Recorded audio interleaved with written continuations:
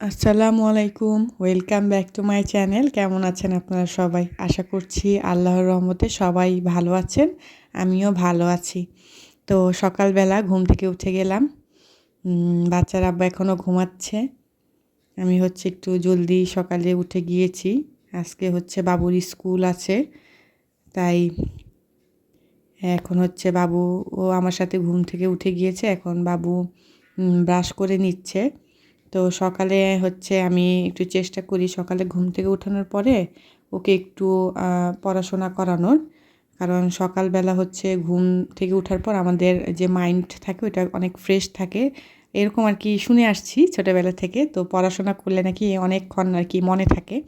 তো এই জন্য বাবুকে এখন ঘুম থেকে উঠিয়ে যে দাঁত ব্রাশ করে নিচ্ছে, করে এখন হাত মুখ ধুয়ে তারপর একটু পড়াবো। এর আগে ও একটু এই যে এই গাড়িটা এনেছে, তো এটা দিয়ে একটু খেলছে। তো খেলে টেলে তারপর পড়তে বসাবো। তো এই তো আমার ভিডিওগুলো যদি আপনাদের ভালো লাগে তাহলে একটা লাইক দিয়ে দিবেন ভিডিওটিতে, আমি খুশি হব। আর কমেন্ট করে জানাবেন ভিডিওগুলো কেমন লাগছে, আপনাদের মূল্যবান মতামতগুলো জানাবেন অবশ্যই। তো এই তো এখন বাজে 6টা 13 মতো বাজে। এই যে এখন আবার আমার ছেলেকে ক্যামেরার সামনে একটু নিয়ে আসলাম। ও যখন ব্লগ করি ও মাঝে মধ্যে বলে যে আমিও আসবো, আবার মাঝে মধ্যে বলে যে না, ক্যামেরার সামনে আসবো না। ওর যখন যা মন চায় তাই করে আর কি।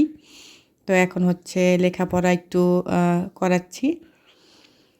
এরপরে আসলে শীতের বেলা তো মানে শীতকালে আর কি গ্যাসটা কম থাকে আশেপাশে, তো আমার রান্নাবান্না করতে একটু দেরি হয়।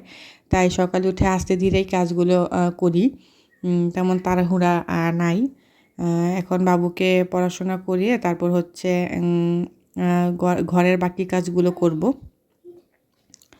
এই যে দেখেন, ক্যামেরা দেখতেছে আবার লিখতেছে, কত দুষ্টুমি করতেছে। সব বাচ্চারাই এমন করে। এখন তেমন পড়াশোনার চাপ নাই, কারণ স্কুল মাত্র শুরু হয়েছে। তাই এখন আবার যে প্লে নার্সারিতে যেগুলি পড়িয়েছিল, মানে প্রথম দিকে ABCD স্বরে স্বরে আলিফ বা এগুলাই এখন পড়াচ্ছে, তেমন চাপ নাই। চাপ শুরু হবে ফেব্রুয়ারি মাস থেকে। তো এই তো এখন আমি একটু পরে নাস্তা টাস্তা করিয়ে বাবুকে স্কুলে নিয়ে যাব। তো স্কুল শেষ করে এসে দেখি যে গ্যাস নাই, তো রান্না করতে করতে অনেক দেরি হয়ে গিয়েছিল। তাই মাঝখানে অন্যান্য কাজ করে নিয়েছি। তো এখানে আমি মুরগি রান্না করব, তাই মুরগিটা আমি আদা রসুন পেঁয়াজ, তারপর একটু মরিচের গুঁড়া, একটু হলুদের গুঁড়া, একটু ধনিয়ার জিরা গুঁড়ো দিয়ে আর একটু হালকা লবণ দিয়ে কড়া করে ভেজে নিয়েছি। তারপর তেল দিয়ে এর মধ্যে পেঁয়াজটা এই যে ভালো করে একদম বাদামি করে ভেজে নিতে হবে। এর মধ্যে আদা রসুন দিয়ে দিলাম, দিয়ে এখন একটু হালকা পানি দিব, দিয়ে যা যা লাগে আর কি মুরগি রান্না করতে, যেমন হলুদ মরিচ এগুলো সব দিয়ে নিব। ফার্মের মুরগির মধ্যে একটু মরিচ টরিচ বেশি দিতে হয়, না হলে একটা গন্ধ করে। আমি ফার্মের মুরগি তেমন একটা আমার পছন্দ না, তারপরে একটু মাঝে মধ্যে খাই। তো এই যে এখন দিয়ে দিলাম 1.5 চা চামচের মতো মরিচ, আধা চা চামচের মতো হলুদ, আর ধনিয়ার গুঁড়া আর জিরার গুঁড়া 1 চা চামচ করে দিয়ে, আর একটু দিয়ে দিয়েছি স্বাদ মতো লবণ। লবণটা আপনারা আপনাদের মতো বুঝে দিবেন, কারণ অনেকে লবণ বেশি খায়, অনেকে কম খায়। তো স্বাদ মতো বুঝে দিবেন। তো এখন মশলাটাকে ভালোভাবে কষিয়ে এর মধ্যে ওই যে ভেজে রাখা যে ফার্মের মুরগিগুলো দিয়ে দিব, দিয়ে হালকা একটু কষিয়ে তারপর পানি দিয়ে এটাকে একদম ভুনা ভুনা করে নিব। যেহেতু মুরগিটা আগে ভেজে নিয়েছি, তাই অত একটা কষাতে হবে না, হালকা কষালেও হবে। আর ফার্মের মুরগি বেশিরভাগ ভেজেই রান্না করা হয়, কারণ কাঁচা রান্না করলে কেমন যেন একটা গন্ধ গন্ধ করে। বাট যারা ডায়েট করে তারা মুরগিটা না ভেজে খেলেই ভালো হয়, কিন্তু আমরা তো মুখে আসলে স্বাদ লাগে না, তাই একটু ভেজে নেই। এই যে এখন পানি দিয়ে এটাকে এখন একটু ভুনা ভুনা করলেই হয়ে যাবে মুরগি কষা। কষিয়ে রান্না বলি আর কি, এটাকে ভুনা বলি। তো এই তো এখন সন্ধ্যাবেলায় পরে বাবুর আব্বু ওই যে হ্যান্ড গ্লাভ নিয়ে আসছিল। আসলে অনেক শীত পড়েছে ঢাকায়, গ্রামে তো আরও বেশি শীত, যেহেতু ঢাকায় এমন কুয়াশা পড়ে সকালে। তো এই যে এখন হ্যান্ড গ্লাভসগুলো আমি একটু পরে দেখতেছি কেমন লাগে। আসলে মানে গ্লাভসগুলো পরে খুব ভালো লাগছে। যেহেতু পরে ভয়েস ওভার দিয়েছি তাই বলতে পারি, মানে শীত একদম হাতে লাগেনি, মানে ঠান্ডা হয়ে যেত হাত, শীতে বরফ হয়ে যেত, তো একদম হাতগুলো গরম থাকে পরলে, আরাম লাগে। তো তাই আপনাদেরকে একটু এসে ক্যামেরার সামনে দেখালাম। বাবু বলতেছে শুধু তোমার জন্যই আনে, আমার জন্য আনে না কেন? তো আমি বলতেছি তোমার জন্য আনবে। তাই ওকে আবার দেখাচ্ছি আমি।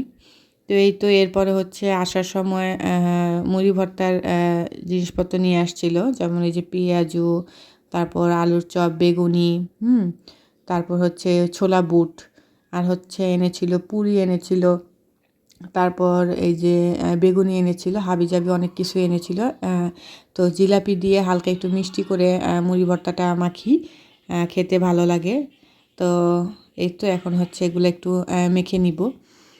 কাঁচামরিচ পেঁয়াজ দিলে আরও বেশি ভালো লাগে। আসলে শীতে ঠান্ডার মধ্যে একদম বটির কাছে ঠান্ডা পানি ধরতে ইচ্ছে করে না, আর বটিতে কোনো কোটাকাটা করতে ইচ্ছে করে না, তাই আর কাঁচামরিচ পেঁয়াজ দেইনি, যা ছিল সেটা দিয়ে মাখিয়েছি। কিন্তু খেতে মজা হয়েছিল, মজা করেই খেয়েছি। তো এই যে এগুলো হচ্ছে মাখিয়ে নিয়েছি। রমজানের সময় তো মুড়ি ভর্তা রোজ খাওয়া হয়, কোনো কিছু খাই না খাই, বাট মুড়ি ভর্তা হচ্ছে শেষে একটু খেতেই হয়। তো এই তো এখন হচ্ছে এইভাবে মাখিয়ে নিচ্ছি। তো আমি কিন্তু হচ্ছে নতুন ইউটিউবার, তাই হচ্ছে আমার যদি ভিডিওতে কোনো ভুল থাকে আপনারা অবশ্যই ক্ষমার দৃষ্টিতে দেখবেন। আপনাদের ভালোবাসা, সাপোর্ট সব কিছুই আমার প্রয়োজন। আপনাদের ভালোবাসা না পেলে আমি কখনোই উপরের দিকে যেতে পারবো না। অবশ্যই আপনাদের সাপোর্ট দরকার, ভালোবাসা দরকার। তো আমি যত পরিশ্রমই করি না কেন, আপনারা যদি আমাকে না ভালোবাসেন, আমি যদি আপনাদের ভালোবাসা অর্জন করতে না পারি, তাহলে কিছুই করতে পারবো না। তো এই আর কি। এখন এই যে মুড়ি ভর্তাটা মাখা হয়ে গেছে, সবাই মিলে খাচ্ছিলাম আর হচ্ছে গল্প করছিলাম। তো এই তো সবাই একসাথে হলে আর কি অনেক কথাই থাকে সারাদিন। বাবুর আব্বু তো যখন সন্ধ্যার পরে আসে তখন অনেক কথাই জমে থাকে, এই কথা সেই কথা বলতে থাকি। তো আর একা একা মুড়ি ভর্তা আসলে খেতে ভালো লাগে না, সবাই থাকলে একটু হচ্ছে অনেক ধরনের গল্প করা যায়, আবার হচ্ছে খাওয়াও যায়। তো এই যে আমরা কথা বলছিলাম, তো কী যেন ওই সময় একটা মজার কথা বলতেছিল, তো শুনতেছিলাম, এখন আর মনে নাই। আর বাবু হচ্ছে এই যে সকালবেলা যেহেতু স্কুল গিয়েছিল, তাই এসে স্কুল থেকে ওকে হচ্ছে একটু খাওয়া দাওয়ায় ঘুম পাড়ায় দিছিলাম। তো এখনও আর হচ্ছে উঠে নাই। এরপরে একটা মজার ঘটনা হয়েছে। ঘটনাটা হলো, আমি হঠাৎ করে গেট খুললাম, দেখলাম একটা বিড়াল কান্না করতেছে, আওয়াজ পেলাম। তো গেট খুলে দেখি একটা বিড়ালের বাচ্চা। তো বাচ্চাটাকে গেট খোলার সাথে সাথেই আমার ঘরে ঢুকে গেল। ঢুকে হচ্ছে এই যে দেখেন বারবার বাবুর আব্বুর কোলে বসে আছে। এই বিড়াল ছানাটা কার আমি আসলে জানি না। তো এখন যেহেতু ঠান্ডার সময় ঘরে ঢুকে গিয়েছে, এখন তো ওকে আর বের করা যাবে না, কারণ বাইরের প্রচুর ঠান্ডা। আমার মনে হয় এটা কোনো পুরুষ লোক পালে, কারণ বিড়ালটা বারবার শুধু বাবুর আব্বুর কাছে গিয়ে মানে বসেছিল, আমাদের কাছে আসতেছিল না। তাই ও ভাবতেছে যে এটা হয়তো তার যে পালে সেই হয়তো বা, তাই মানে ধারণা করলাম যে কোনো পুরুষ লোক হয়তো এই বিড়ালটা পালে। তো কালকে সকালে হচ্ছে এটা গিয়ে দেখতে হবে যে বিড়ালটা কার। এখন তো ঠান্ডা অনেক, তো এই যে ওর জন্য হচ্ছে একটা আমার বাসায় কার্টুন ছিল, এই কার্টুনটা আমি বের করে দিলাম। তো বাবুর আব্বু কস্টিপ পেঁচিয়ে দিল, আর এই যে চাদরটা দিয়ে দিলাম, ওকে রাত্রে এটাতে রাখবো। বাট মজার কথা হচ্ছে ও এটাতে একটুও ছিল না, ওকে যখন এটার মধ্যে রাখতাম ও কান্না শুরু করে দিত। তো এ সারা রাত আমাদের সাথেই ঘুমিয়েছে। ওকে আমি মাছ দিয়ে ভাত হচ্ছে মেখে দিয়েছি, খাইনি, পরে আবার দুধ গরম করে দিয়েছি, একটুখানি খেয়েছিল। এরপরে হচ্ছে রাত্রে ওকে আমাদের কাছেই রেখেছিলাম। তারপর সকালে হচ্ছে আমি ওই বাসায় গিয়েছি। ওই বাসায় বলতে আমাদের পাশের বাসায়, মানে শুনেছিলাম বিড়াল পালে, তো ওই বাসায় গিয়ে জিজ্ঞেস করলাম, তখন ওই বাসায় 3 তলায় একজন পানি, উনি বললো হ্যাঁ যে আমার বিড়াল, ও হচ্ছে বের হয়ে গিয়েছিল। বিড়ালটা মাশাআল্লাহ খুব শান্ত ছিল, মানে আমাদের কোনো বিরক্ত করেনি, আর অনেক কিউট ছিল। তো পরে আর কি দিয়ে আসছিলাম গিয়ে। তো এই ছিল আজকের ব্লগ। নেক্সট ব্লগে আপনাদের সাথে আবার দেখা হবে। ততক্ষণ পর্যন্ত ভালো থাকবেন, সুস্থ থাকবেন। ওকে, আল্লাহ হাফেজ।